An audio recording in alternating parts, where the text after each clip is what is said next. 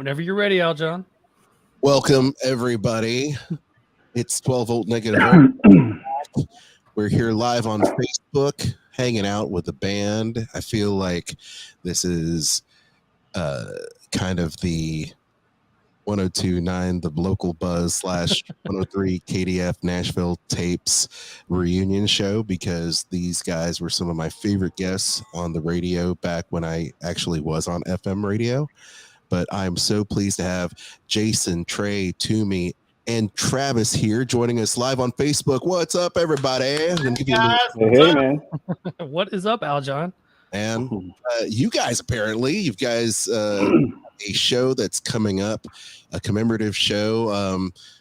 Toomey, I'm going to have you spill the beans on this because I know that everybody's been waiting to hear this announcement. Foremost. Yeah, the Lucy's Record Shop 30th anniversary show, September 18th at Dark Matter.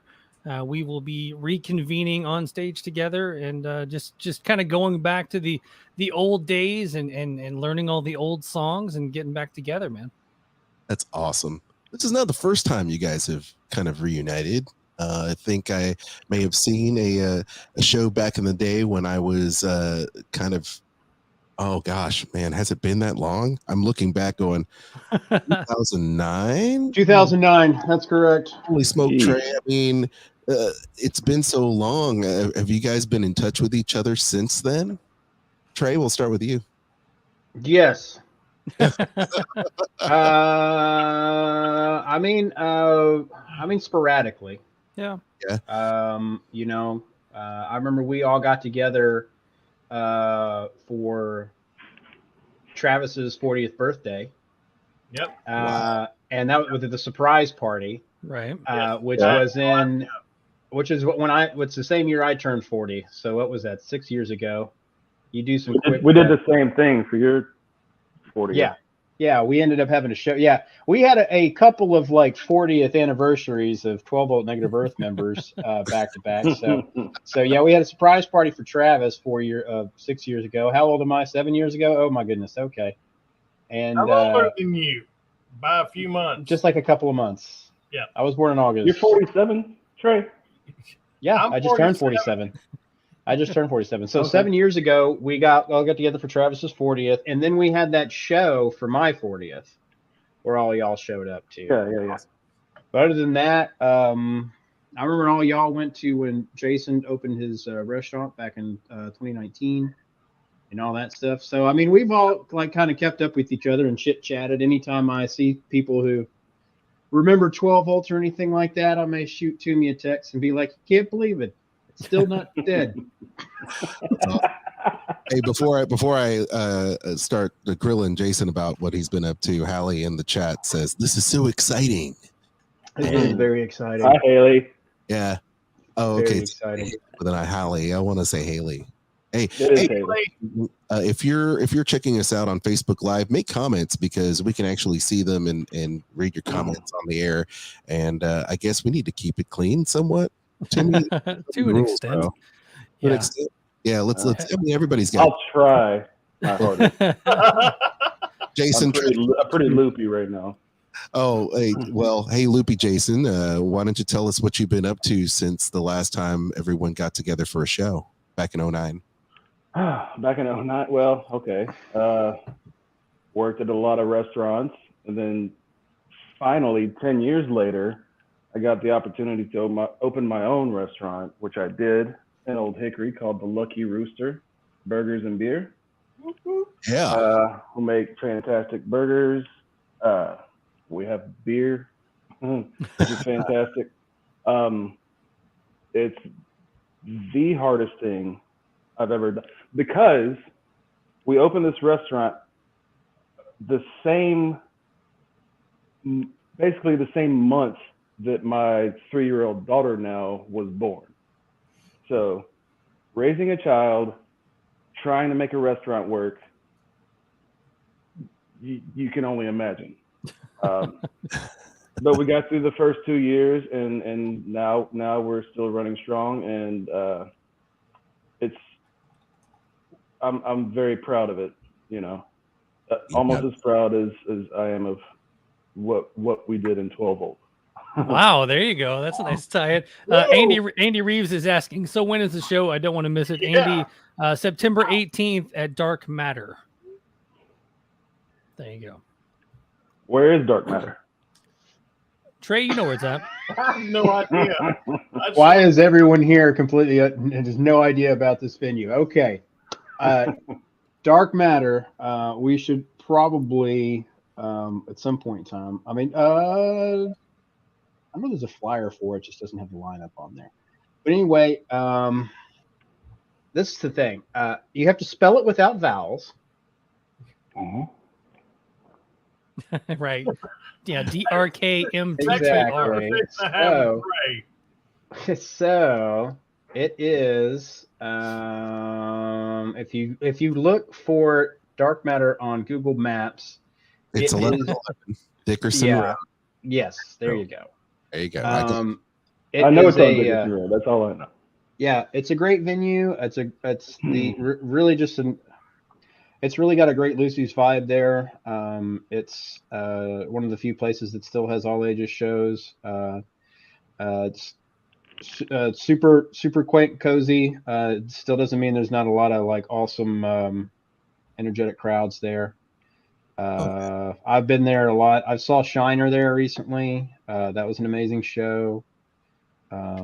Yeah, I've been there a few times, and it's an awesome venue for sure. Lots of touring metal bands have been coming through there. Permanent Man, Enter Arma, bands kind of along those lines. Generally, anything that's in the doom or black metal genre always ends up rolling through Dark Matter. Riff played there? We have not, but we haven't played in over 2 years. Oh, Side backstory, Aljon. Cody and I still have a band. Yes. Yes. And I figure would launch into that at some point, but Yeah. you know, yeah. So I figured Cody gets on here. Maybe we should. yeah, absolutely. To me, my Yes. bro. Okay. You and I have been in touch for a while, and in fact, while I was preparing for this show, I was going back through, and it's like, oh, I remember your podcast, and 12 Volt Negative Earth came up in one of your early shows. Yeah. And I was thinking to myself, has it been that long? I mean, your podcast now is like all over the place. You've got all kinds of rock and roll superstars on your show. Your podcast is taken off. So tell us a little bit more about your podcast and about what you've been up to as well.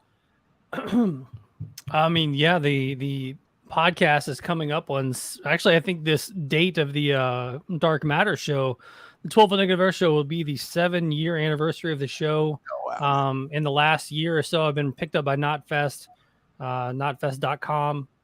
And I was doing some stuff for their Twitch channel and did some live shows with them, and then did Knotfest Iowa with them, where they plastered me up on the big giant screens and things like that. So it's been pretty amazing run with Knotfest. Now it kind of lives more on the Knotfest YouTube and obviously in podcast form. But yeah, man, they've been nothing but supportive over there at Knotfest, and it's been a lot of fun. I love how you've taken up the mantle of doing rock and roll shows, because after I left the radio, this is not about me, but it's all about you. It's all. It is. It's so. All about you, Aljon. Dude, Travis, get out of here. But I'm just so happy that you've taken that mantle and are doing just quality podcasts, bro. I mean, the guests you have are amazing. So please go out there and check it out. I'm sure all the 12 Volt fans have already subscribed to your show, but it's amazing. Travis, bro, good to see you. Hey, buddy. So good to see you. Yeah, man, you're down. So you're here once again, and I remember looking at some of the old 12 Volt pictures. How young did we look back then? Oh God. Do we look old now? But I'm we I'm had still young. we had a conversation. I think I'm 24 years playing with these guys, Yeah. and it's just I'm glad to be a part of it, man. It just I'm excited.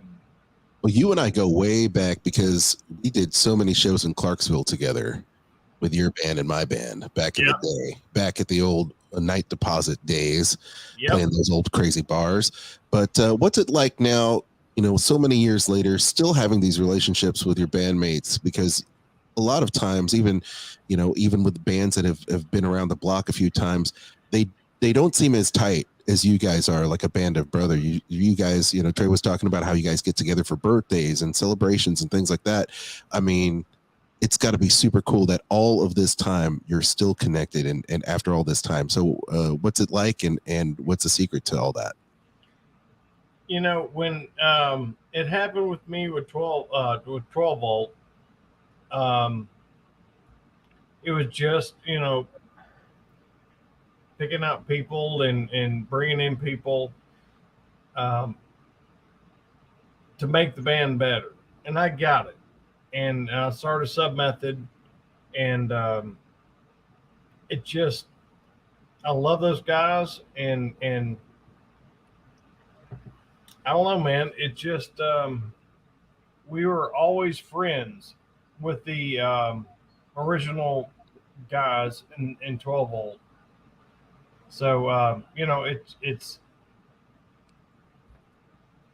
I don't know. It's, I'm glad to be playing again, and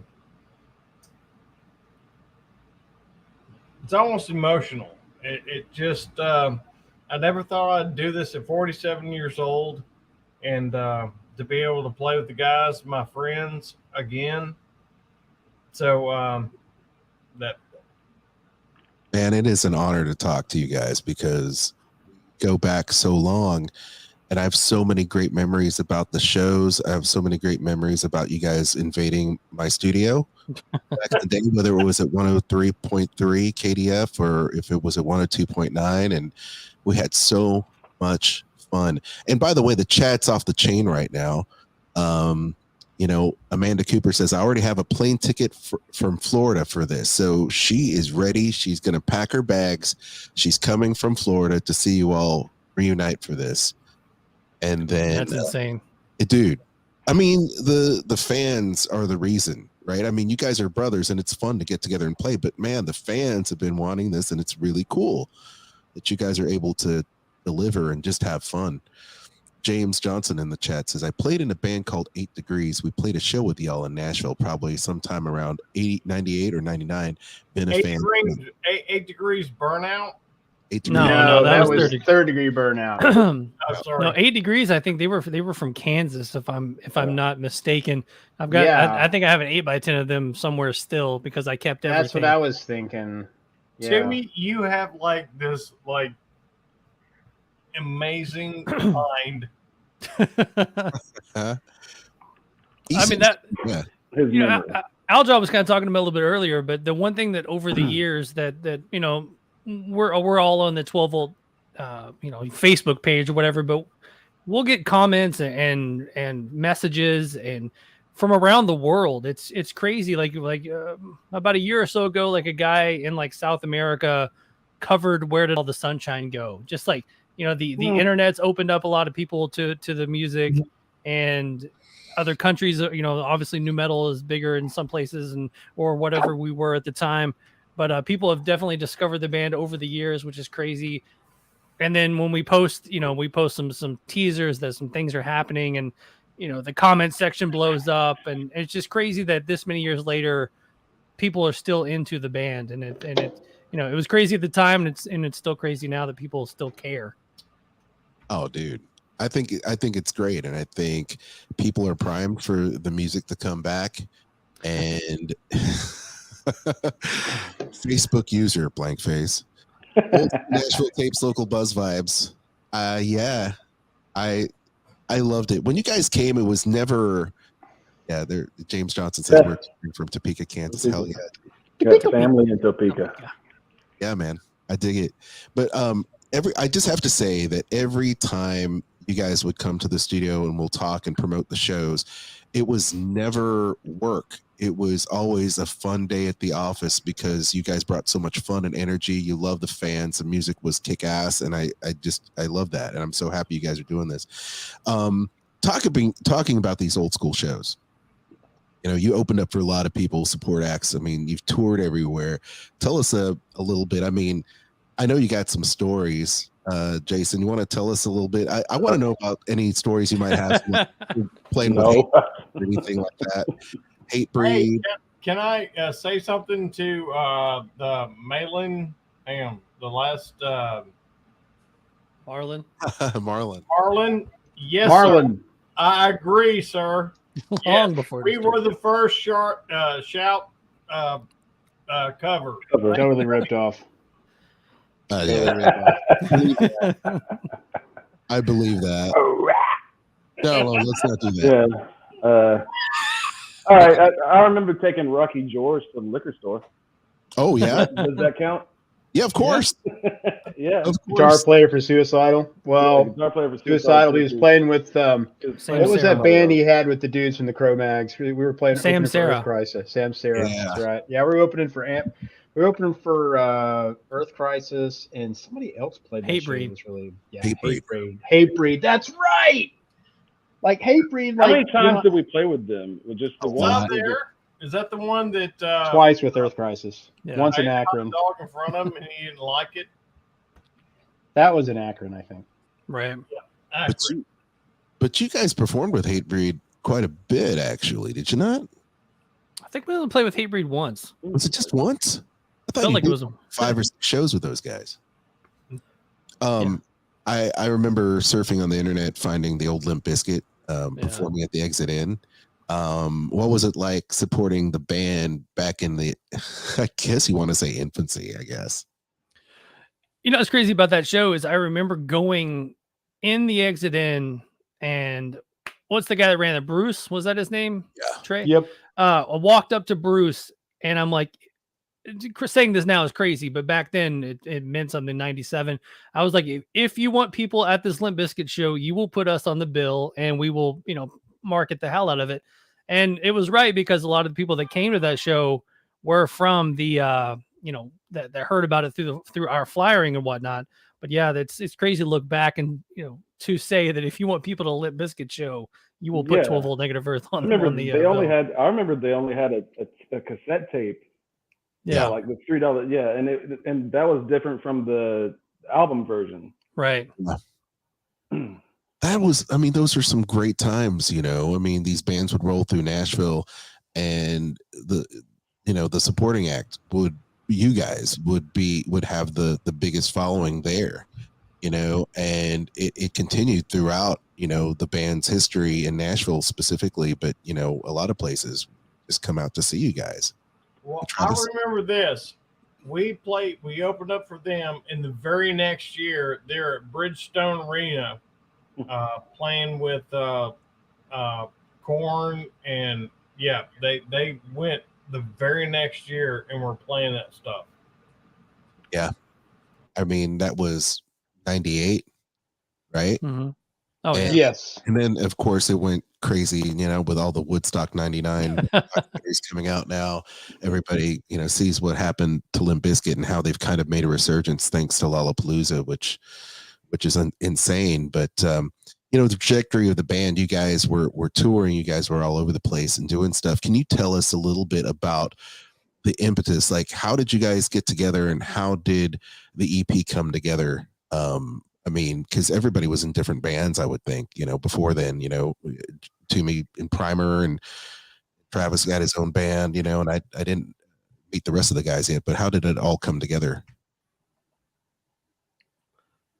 Travis, did you mute yourself on purpose? I did kind of. Okay. Just making sure. I didn't know. Jason and I started. What EP are we referring to? Let's see, the original. How it became, right? Yes. Jason and I, 16-year-old. Younger than that, 14 even. Yep. And we started playing in bands together, and it just mix and match. And this guy, I went to school with Trey. We were, we were friends in high school, and it just that kind of happened. The Hey, Trey we got Cody. thing. Hang on, we got Cody. Holy smokes, I just got home, guys. There we Hey, are. buddy. dude! Hey, man. Good. We're talking about, we're going through how the band formed, basically in its infancy. So I'll make it quick and short. Jason and I were in a band that had a band name called No Remorse. Who coincidentally played one of the very first shows at Lucy's. And Very true. they at Lucy's, they thought we were a neo-Nazi band, and they showed up to kick our butts and showed up and saw a Metallica ripoff band. And then we're like, I mean, me and Mary talked about that. So it's kind of funny, but it just me and Jason up until the end of it, we just plugged and played and just created a band, and it's been me and Jason up until Submethod. So There you go. Love it. Hey, welcome, Cody. Good to see you, man.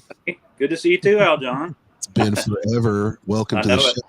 You know, we were talking about some stories about Lucy's and talking about some old school memories. Don't forget, gang, September 18th, Dark Matter is where you can find it, 1111 Dickerson Road, Nashville. Please get your tickets. They go on sale tomorrow, right, Timmy? Yeah, tomorrow morning, 10 a.m. Central Time. There you go. Cody, surely you've got some memories of playing some of these clubs around with these yutzes around the world and around the different corners here, different bars and such. Do you have any interesting stories you can share? Maybe when you guys were doing some supporting gigs or what have you for like I always want to say like Limp Bizkit or Hatebreed or whatever, but go ahead and tell some stories. Got some. I remember when we opened for the Misfits and they hated us. Get off the stage. Everybody hated us. Yeah. A lot of middle fingers in the front row. Cody, what was the show that you came over from the hospital to exit in because Mylan was just born? You literally still had your strap on you on your arm. It was exit Sorry, in, was it? It was definitely exit in. Yeah. Yeah, I was exit in. You'd come over from Baptist. Yeah. I'm trying to I'd been remember up who on- we were opening for. Ah, Or it might have been the Harmonium Might have show. just been. I think that might have just been a 12-volt show. Yeah. I think that might have I been think when we it played was. with. I don't know if we were opening for somebody, or if it was when we played with Harmonium. It was just us and Harmonium. I think that might have been Harmonium. Dude, I think, didn't I just show up right before we played? Exactly. Yeah. No, we Yeah. literally had your gear set up, and you Yeah. showed up. Like your kid had just been born. You Yeah. showed up, played from the hospital, and went right back to Baptist Hospital, Yeah. which was next door. Yeah, dude. Yeah. I Awesome. know my mom got it on video. That's rock I and don't know roll, if man. it still exists. That's rock and roll. Marlon in the chat. Oh, Greg, you want to get Greg's We'll question? grab this one. We'll get this out of the way. Greg Lanford asks Rico playing with you guys. Since this is a Lucy's Record Shop kind of celebration show, we kind of went old school with the lineup, and Travis is going to play drums with us because technically Richie never played Lucy's with us. So we are going to go with Travis on this one. Little known fact, since you did bring up Rico, I was 12 volts webmaster for like a quick minute back in the day before Cody fired me. What? I'm just joking. He didn't fire me. I'm stirring stuff up.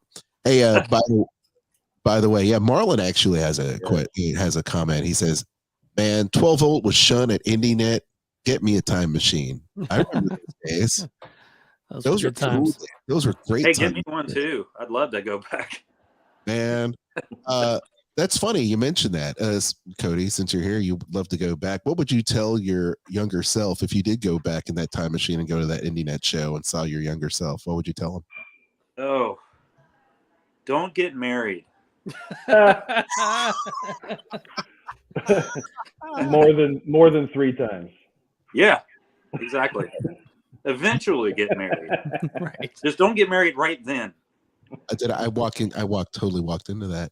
Trey, how about you? Do you have any advice for your younger self? Yes.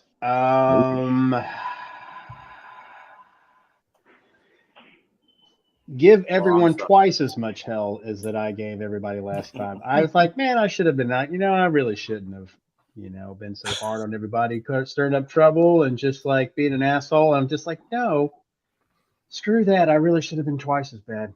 I really should have tried. If I could just go back and even more just crawl up people's butt. Jason, you're not an a-hole. You're a nice guy. Every time we worked together, Jason was like, great, dude. You don't have any advice to tell your younger self because you were just badass all the time. No, not at all. It wasn't me. It was these chuckleheads. I was the talent. Hey, so Trey, you want to tell people about you and Cody's band? Yeah. Yes, I do. Hang on, I was trying to find. I've got 75 tabs going on over here. I'm trying to chat with everybody too. Everybody seems like they want to know. The tickets are just to let you know. Someone was asking about the tickets. They're going to be on the Dark Matter website, and they do their tickets through Eventbrite. Just FYI, so they'll be available on Eventbrite. But no, Cody and I, because we have mental issues, will not stop playing heavy metal. What's up, Bernie? What's up, Bernie Butt Dog? Love that dog.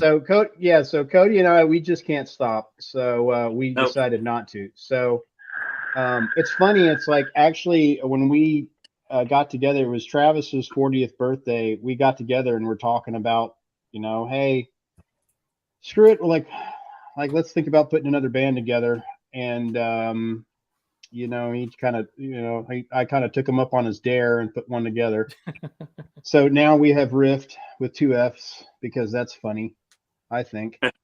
And we've got 2 EPs out. We're about to release our next one. We just recorded one with the original drummer from Today Is the Day, Brad Elrod, who decided to come out. Yeah, who decided to come down from down. Is it down, up, or maybe laterally from South Carolina? I'm not a cartographist. Yeah. But came down Greenville, and came down, absolutely practiced twice and slaughtered it like we knew he would. So we've been having fun with just making rock with him and our friend Jeremiah, who plays bass, who used to be in the bands that we used to play in back in the day.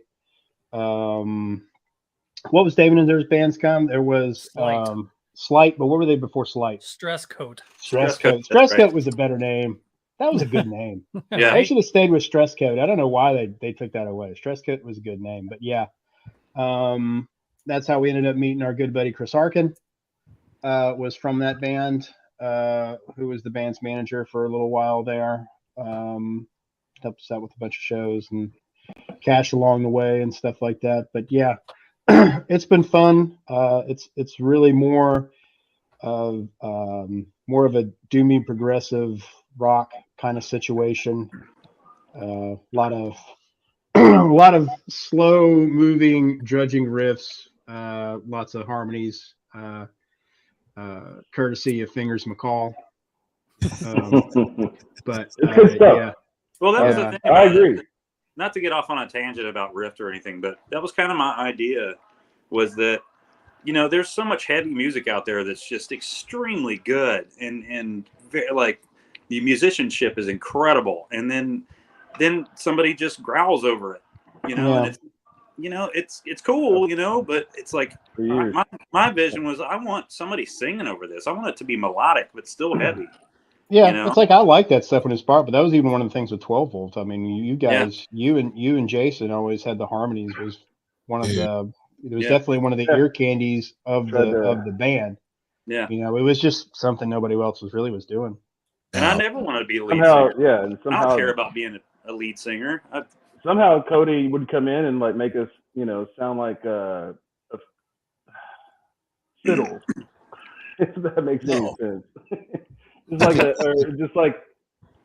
Just not strange harmonies, but different harmonies. Yeah. than you hear than just like following, note for note. Well, that's my thing. I love singing harmony. Like I'd rather not sing lead. I'd rather sing harmony to people. Yeah. You guys nailed it though, because that's what was awesome about 12 Volt is that the riffs were there, the grooves, the songs were there, but you just stepped it up a notch with the vocals, and that's what really, really delivered those hooks and made those songs memorable. But hang on. I really thought that on the Blue Tapes, Trey, did you not sing Facebreaker? No, yeah, Facebreaker, but that definitely wasn't singing. No, I never ever did it live. I only ever did it on the recording because I could never sing and I could never sing it and play it. Well, I'm still not the best. Tune in on the 18th. So that was Cody. No, I'm not. Cody doing it live. Yeah. You know what I love is I love the fact. No, Jason did it live. Yeah, I did. I think I did everything. Oh yeah, I just did the crawl part. Like and I think Trey, you came in with the facebreaker. Yeah. We'd sit there and do like the screams and stuff like that, but that's about it. Yeah. Awesome. Yep. So once again, gang, you're just tuning in to Facebook Live at 12 Volt's Facebook page. Don't forget September 18th at Dark Matter, Nashville. I'm sure we'll put some more links up there in the notes. If you're listening to this post live stream, and I guess the fact that is a commemorative show. Let's talk about Lucy's for a minute, because Lucy's was the hang. Yes, right? Let's do it. At Lucy's was the hang. We were there all the time. We promoted shows all the time. And back in the day, right? So let's get real. Back in the day when bands used to really flyer the town, it's not the way it is now. We used to flyer the hell out of the town. We were all hanging out at different places. Lucy's one of those places for sure. To me, why Lucy's? Why is it so important to celebrate? I mean, just growing up in Nashville at that time, I mean, there were other venues to play, but like Lucy's was the all ages place. That's where, everybody that we knew went and hung out. When you're talking about flyers, man, then that was our thing. I mean, we made friends with Pat down at Kinko's, and he would sneak us in at the middle of the night. We would just make up a ton of flyers, and Always. I remember we staple guns and staple hammers, and I think Trey and I are sitting there, going through like we figured out wallpaper paste, and we were pasting. Yeah, we things got that idea from. I remember that. We got that idea from getting the van, Henry Rollins. Oh yeah, and then, we were hitting up trash cans and everything else, man. So, and that was the one thing that this band did, was busted our ass when it came to going to every show and flyering and handing out. Everybody had to know about the thing. I remember, I think Jason might have been with me, but we went down to I think it was a Guar show, and we were flyering outside after the show, and people started calling us out because we were clean, and like they're like, "You weren't at the show." And like, well, maybe we weren't, but we're here flyering. We're outside. Oh, Scott gosh. Haynes, that's a good comment, man. 12 Volt really paved the way for local bands at the time. The scene is a better place due to their existence. I like it. Thanks, Scott. I appreciate that. Yeah, that's awesome. And when Travis can't play the show, Scott, be on standby.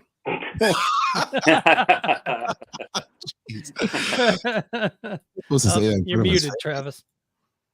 But welcome to Zoom calls. Right.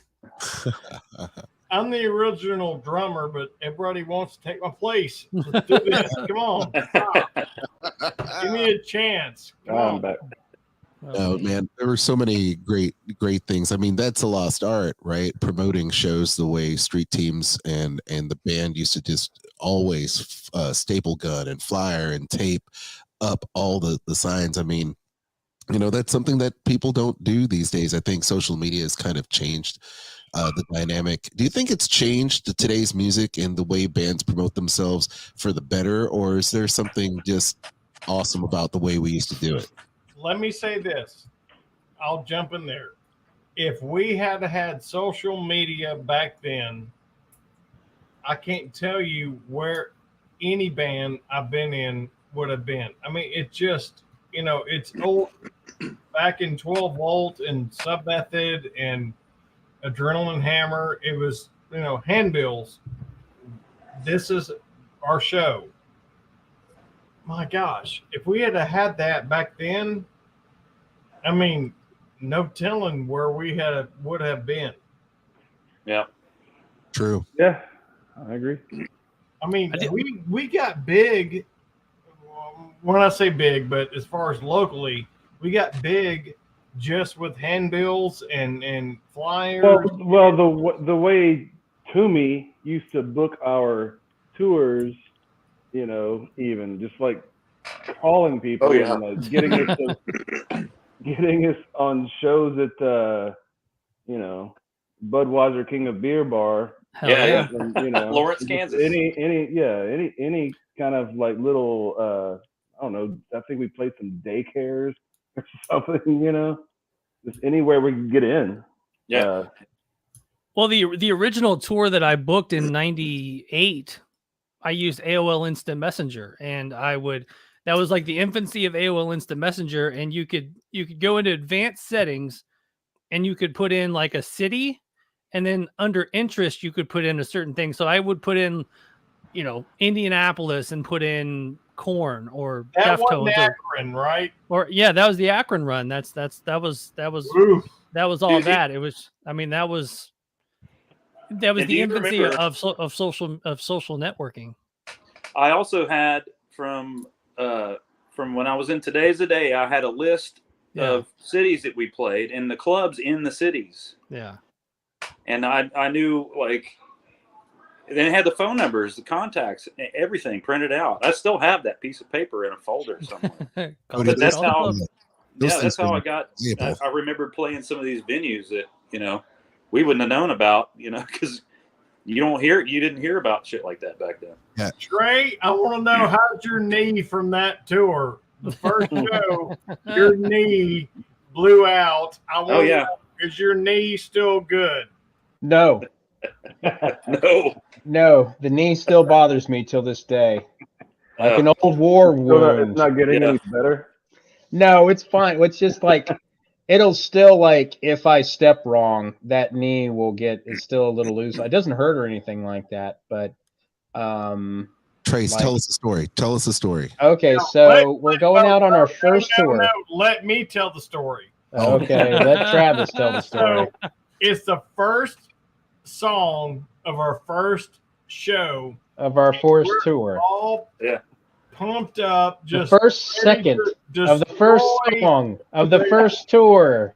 They are like right up, ready to destroy.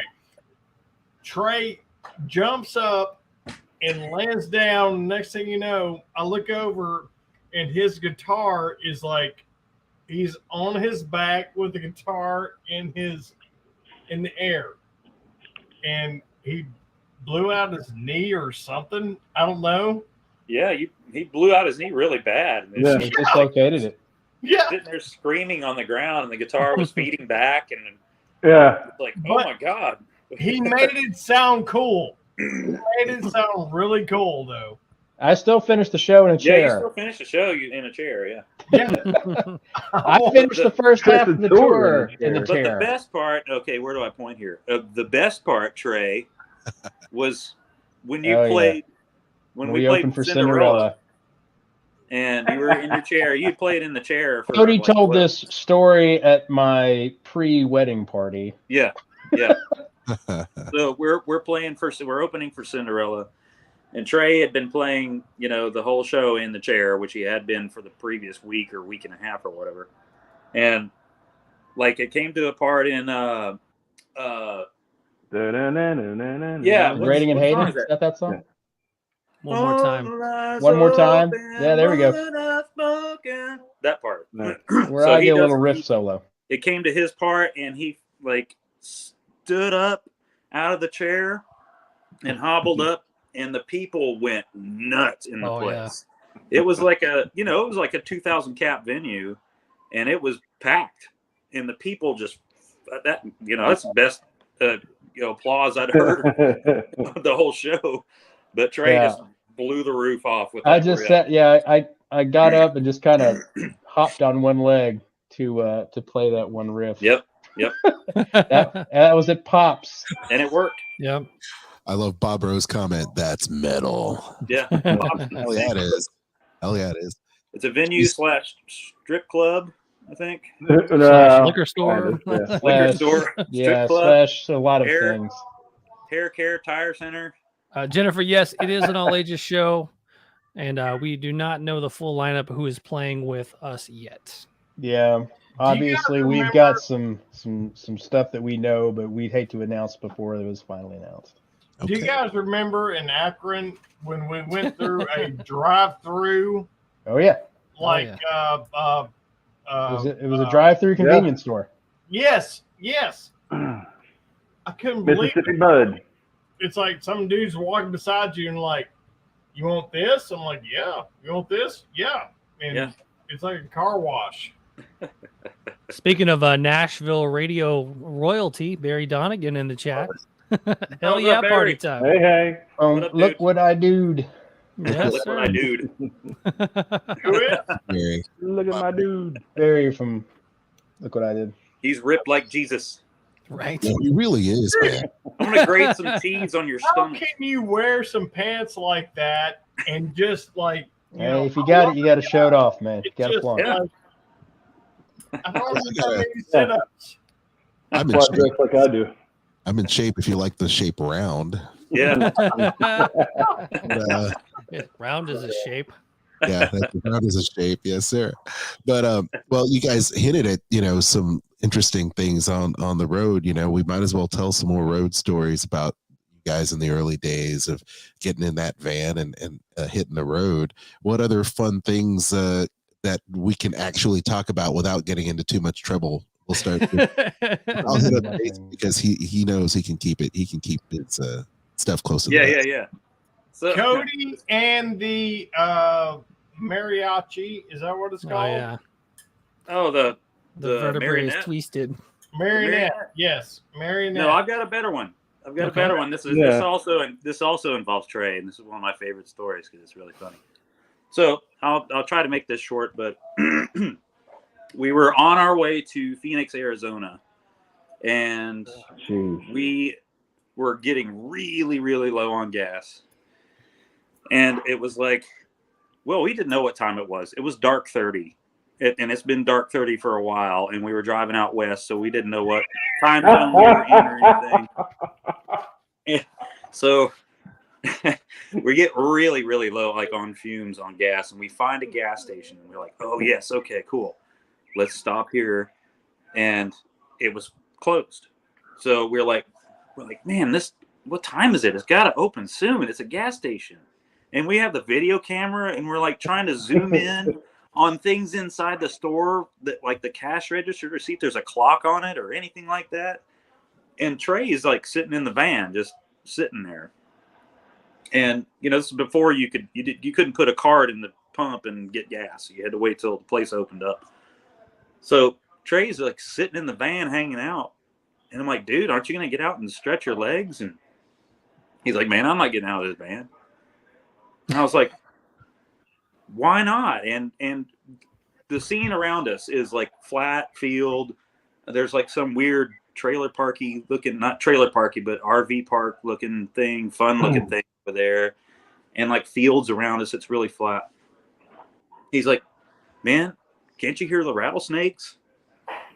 And I listened, and I'm sitting there listening, and I hear about 10 sprinklers going off at the same time in a field.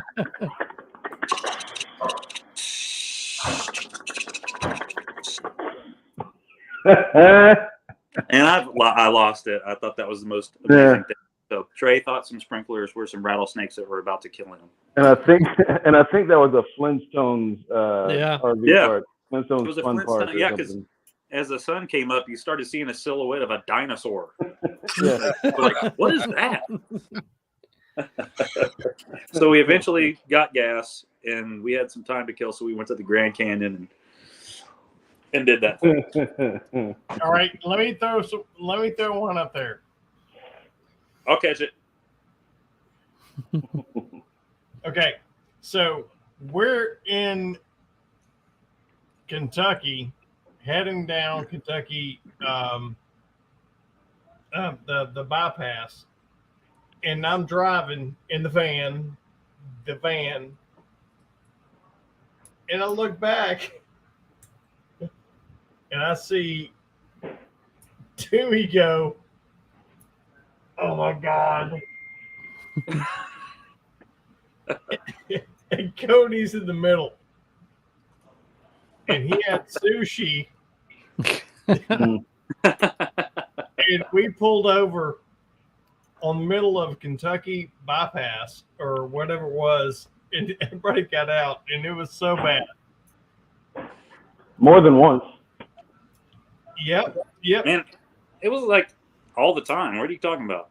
No, Yeah. Yeah. You don't remember. I'm not going to say what Timmy said, but it's just like I'm driving, and like all of a sudden I see he go, "Oh my God!" And Cody, you're going. Oh yeah. We had some fun times, guys. We did. Yep. We had a lot of fun times. Awesome. I love it. Speaking of awesome, Nicole Boyer says, that's awesome. You're going to be doing shows again. I saw you guys a few times back in 99, 2000 timeframe in Indy with Paradox 44. You guys were loved around here. Oh, thanks, man. Thank Appreciate you. that. Yeah. Thank you. Appreciate you. It's got to be really cool to get those kind of comments from the places you've performed at over the years. What was one of your favorite, some of your favorite towns to perform in back in the days? You guys were doing the cross country drives from venue to venue. Do you have a particular? New Orleans. Yeah, New Orleans was New always Orleans. We went well in New Orleans. Yeah.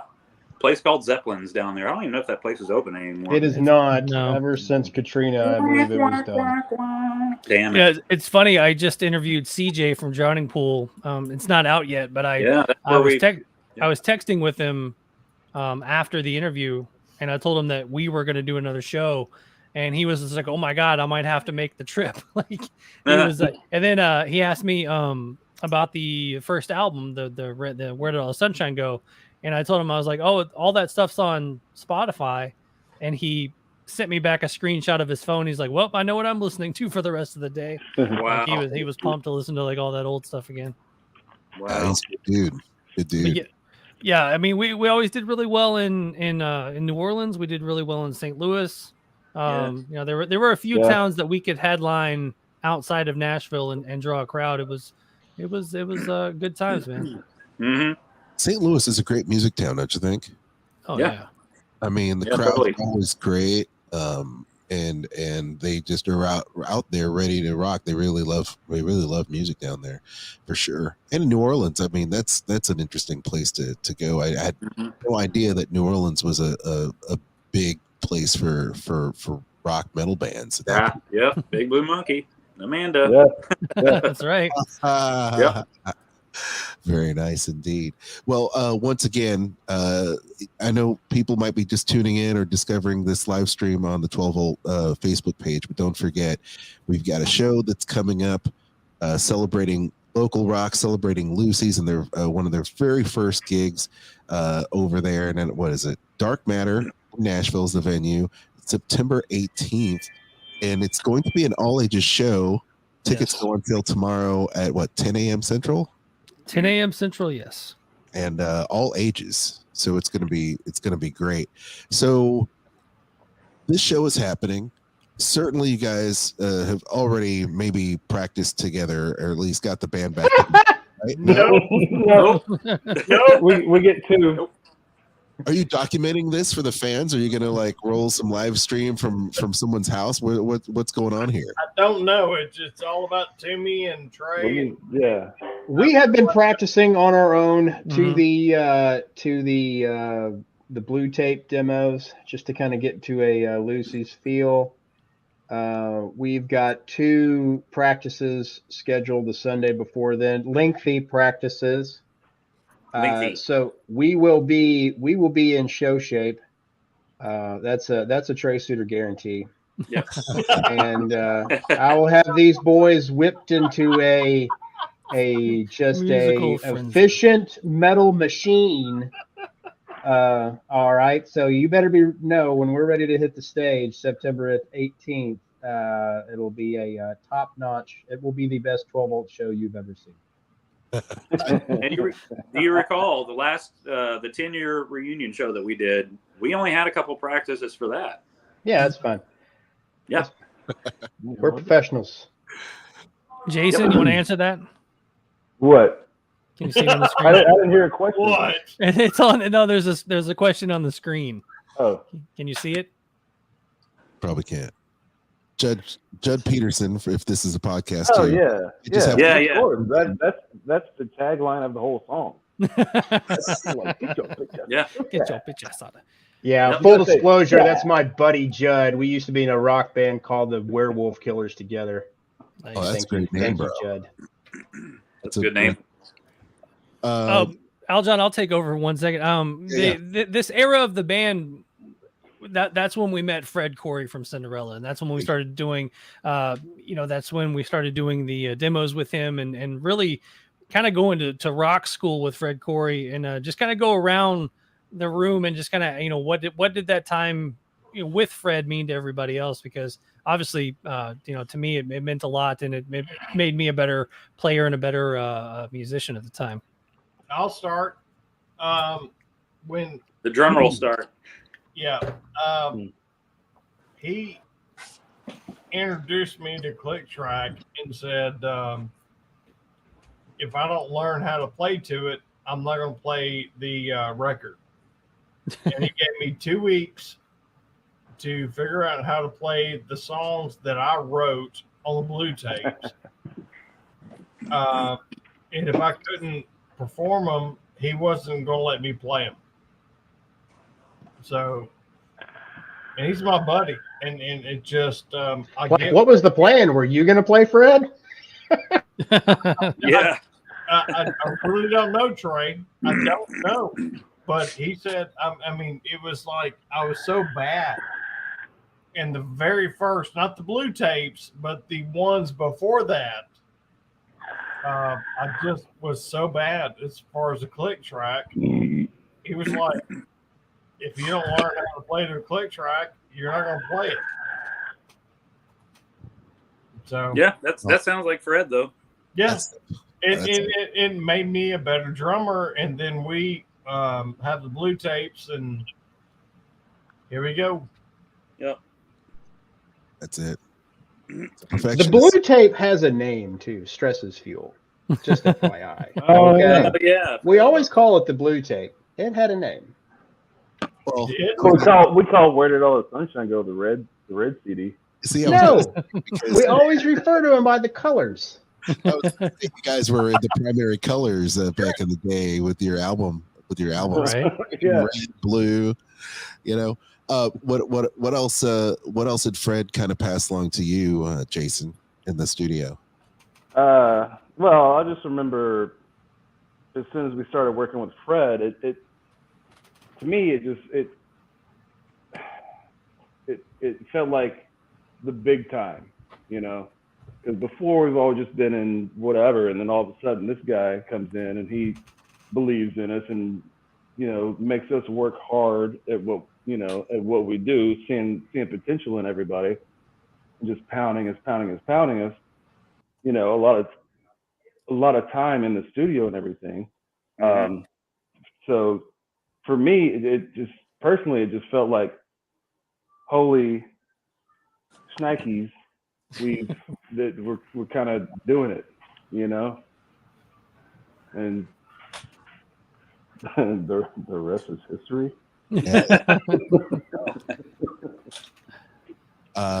We'll hit Cody up and because the guitar tones are part of the whole 12-volt magic. So between you and Trey, I mean, Cody, what was it like working with Fred, who's got that rock pedigree going on?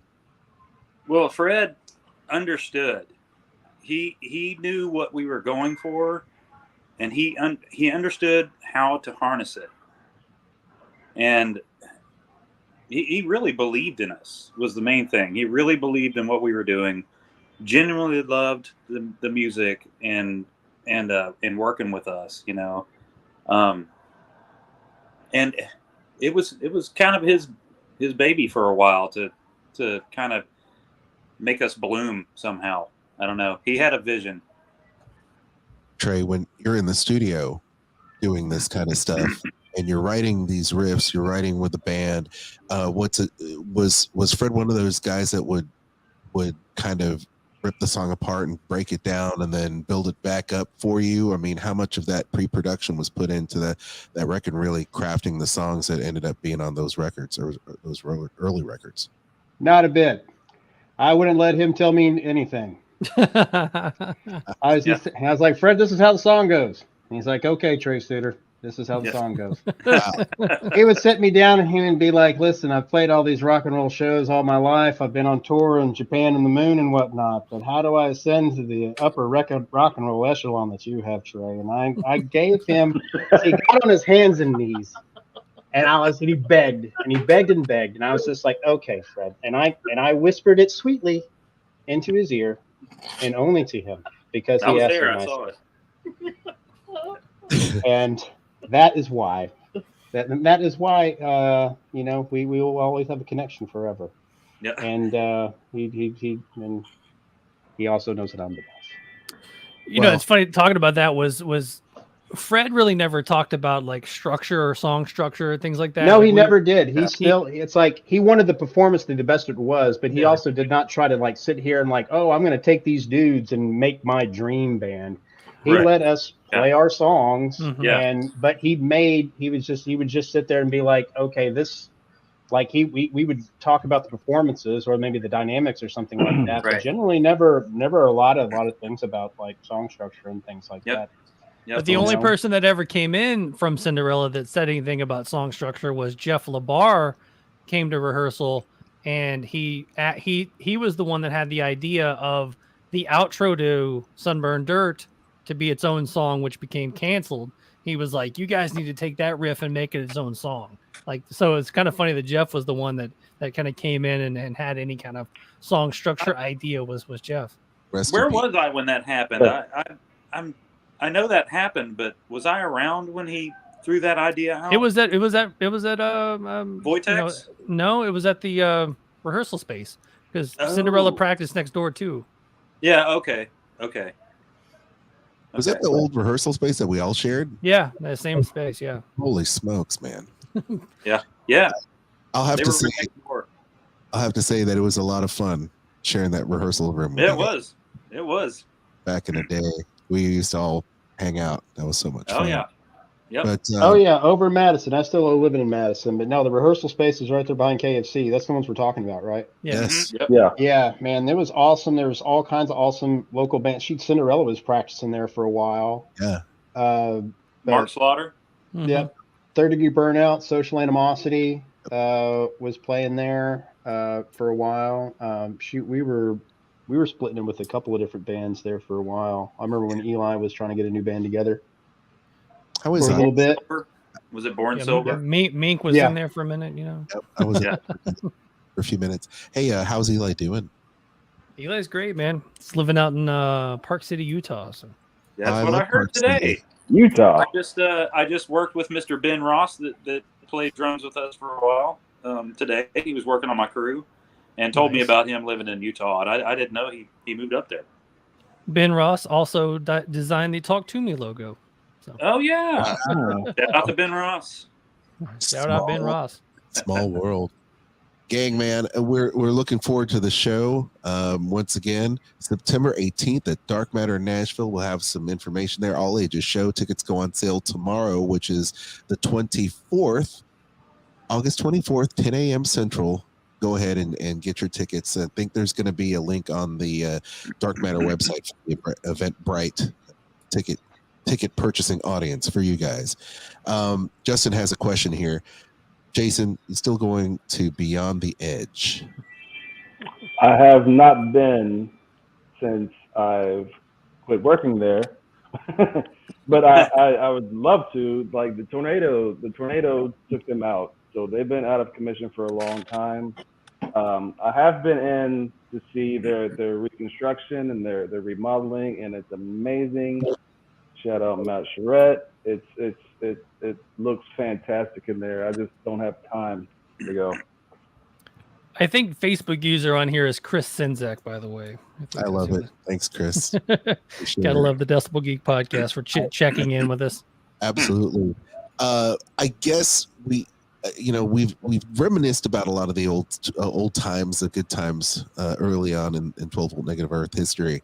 But I think this is great that you guys have been in touch with each other and continue to be friends to this day. I don't think a lot of bands have been able to do that. And I think it's going to be a really awesome time. We'll go around the room and kind of talk about any final words as we wrap up this show. And we'll go ahead and start with Jason. Any last words? Hey guys, come out. Lucy's was a giant part of my childhood. Well, childhood, whatever. My youth, let's say that. It shaped me into the fine man that I am today. I've seen so many great bands there. I've been there so many times just not knowing who's playing. It was just a place to go. You just go because there's a show. And I had a great time every single time I've ever been there. Love Mary, I'm gonna blank on some names here. Donnie and April. Just and everybody that ran the place. I loved Lucy, and was Jack the other dog?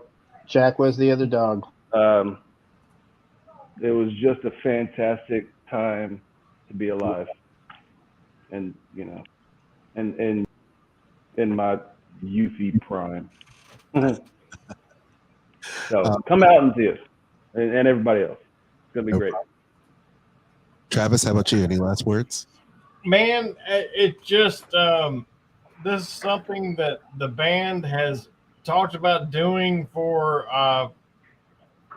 3 or 4 years. I mean, I would call them and say, "Hey, let's do a reunion show. Let's do this," and they're like, whatever. But Lucy's is a moment in our lives that my kids will never have, and it sucks.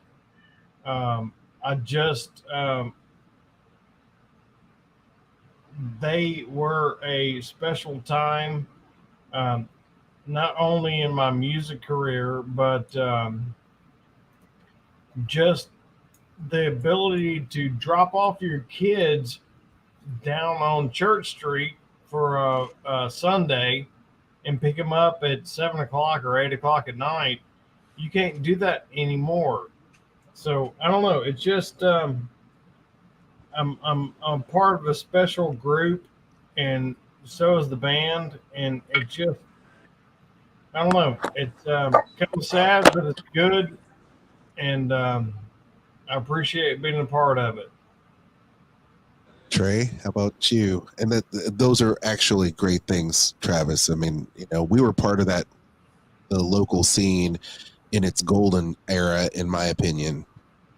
Because Aljon, let me say this: when I talk with Mary, it's just I cannot imagine dropping my 16-year-old kid off on Church Street and letting them hang out like we had. There will never be another Lucy's. That's my point. You're right. Right. Trey? I have thoughts, and they will be final. When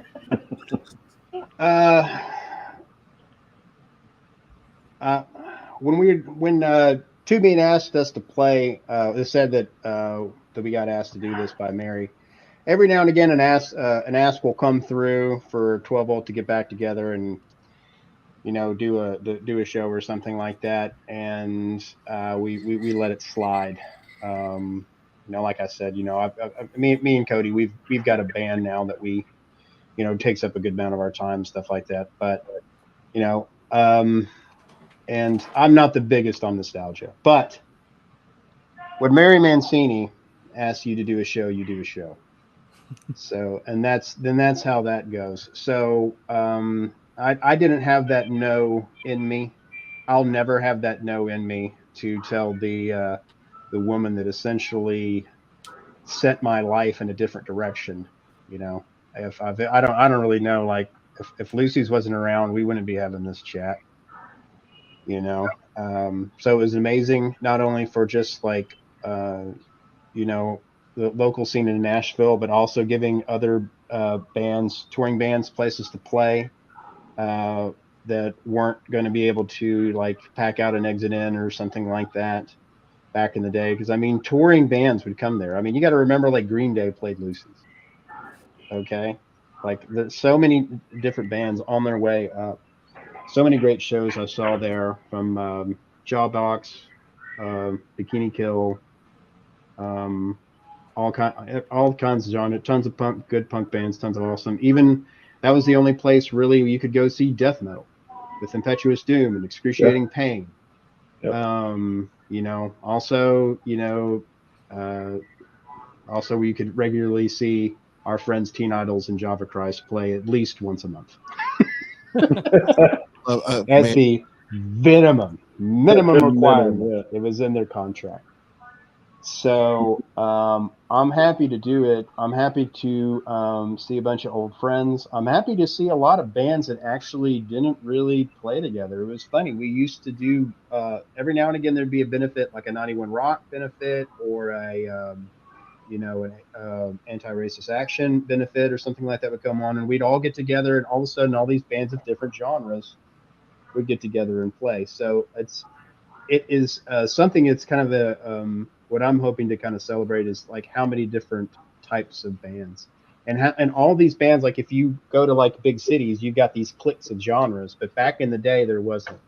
It's like we were all friends, from everybody who played punk to metal, industrial music. Everybody still just were at the same parties and still come out to the same shows and stuff like that. So that is something I'm looking to celebrate. Those are my thoughts. Don't ask for another one, because they were final. that's why you're here. Cody dropped off, but Yeah, we lost Cody somewhere along the way. But to me, hearing all these stories brings back so many memories, especially of Kinko's and all the time we spent waiting for flyers, all the great bands and the scene, as it were, back in the day. To me, thanks for having me, and you've got, I'm sure you have a lot of other things you could add to that. And there's Cody. Sorry, guys. Yeah, I mean, just final thoughts on Lucy's as a whole. You know, I did the podcast with Mary Mancini a few weeks ago or a month or so ago, and when she brought this idea up to ask us to do the 30th anniversary, you know, like Trey said, you know, we get offers occasionally to do shows, and I'll always throw it out to the guys, and I'm like, hey, you know, we got an offer to do this show, we got an offer to do that show, and it always comes back with a maybe, but then it always turns into a quick no. So when I threw this one out, I mean, we were on a text chain within 30 minutes of the initial offer coming out and like setting up a set list. Like we knew we had to do the show for Mary Mancini and for Lucy's, because I mean, Lucy's to me, man, when I first started playing there, because I went back and tried to remember, you know, when was the first time I went to Lucy's, and I think it was playing Lucy's was really my first real intro to Lucy's.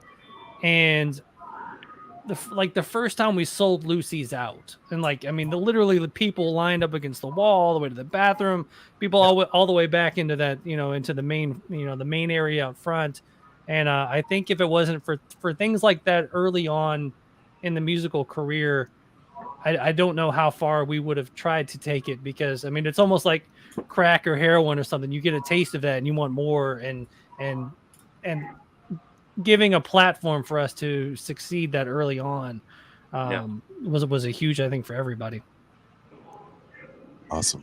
Yep. Cody, anything you'd like to add before we wrap things up, since you're back? Well, you love I me, remember Cody. You I love think- me more than life itself. That's what you want to add. You know when there's a drummer at the front door, you know how you can tell? Just watching the knock speeds up. Yeah, I know. No, I think one of the most memorable Lucy's shows for me, because I didn't play. I mean, I played some Lucy's shows, but I played more IndieNet shows after that. But I think that the first real big Lucy show was our Halloween show, where we painted ourselves red. Oh my God, my van is still red. I don't even own that van. Yeah, that was with High Strung. Red. That was a really fun show. It was. I think we played some covers, like we played a Metallica cover, like bits and pieces of covers, not really the whole song, but that's when we did White Wedding. White Wedding, we did Molly. Did we do Shout at the Devil, or did we do something like that? Molly Crew song? I remember we were going to do the small hours, but we didn't. Small hours, But I mean, and just a venue like that where the people were just packed in there, you know, and getting into the tunes. That was the only venue around town that was like that. I mean, you could go play the Exit In, and you had really good crowds and people getting into it, but when you're packed into a sardine can with a bunch of people, and you're sharing the sweat, you're sharing everything, you're right there. It's intimate. It's in your face. Like that kind of venue is like it's non-existent anymore, you know. So that was like one of my favorite thing about Lucy's is everybody's right there. The only thing different was we were 2 feet higher off the ground than everybody else in there, but we're all together in the same sardine can, you know. I love Pops in St. Louis because Cody, you and I signed a rear end of a lady with this big bottom. we were playing with Cinderella, opened up for them, and she wanted our autograph, and you signed it. Oh yeah. Gotta do what you got to do. Yep. Thank you, Aljon. Thank you guys. You guys. Thank you. Yeah, good to talk to you, Aljon. Man, miss you guys. It's like the time hasn't passed. You know, one of my favorite bands to always interview, and I'm looking forward to the show myself now that I've got kids and bring them on down. It's gonna be all ages, baby. I love it, man. I love it. So don't forget to check out the show once again at Dark Matter, and that is in Nashville. Just so you know, 1111 Dickerson Pike, Nashville. And you'll be able to get tickets tomorrow, which is the 24th of August as we record this, 10 a.m. And mark your calendars for the all ages show. Thank you all. Thank you everybody in the chat for tuning in to this show. And thank you guys, 12 Volt Negative Earth, man, back in action, celebrating 30 years of Lucy's, man. I love it. See y'all the 18th. Bye, guys.